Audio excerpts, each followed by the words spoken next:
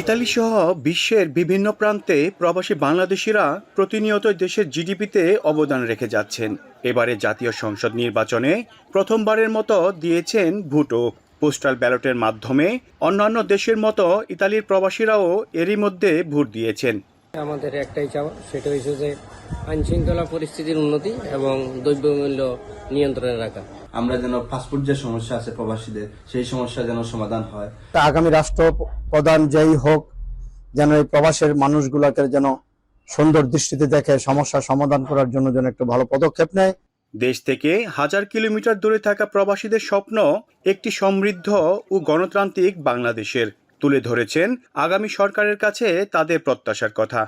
সুন্দর, সন্ত্রাস বিরোধ, মাদক বিরোধ, দুর্নীতিমুক্ত একটা বাংলাদেশ চাই। 3-4টি বিষয় খুব বিশেষভাবে দেখা উচিত: জন্ম নিবন্ধন, এনআইডি, পাসপোর্ট সহজভাবে দেওয়া, এবং আরেকটি বিষয় সেটা হলো আমাদের বিদেশের মিশনে বিবাহগুলা রেজিস্টার করার জন্য। আমরা বাংলাদেশে বিনিয়োগ করতে চাই।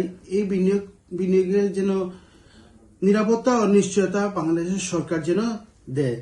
এবারে নির্বাচনে ইতালি থেকে 24,444 জন প্রবাসী পোস্টাল ব্যালটের জন্য নিবন্ধন করেছেন। মনিরুজ্জামান মনির, এখন ইতালি।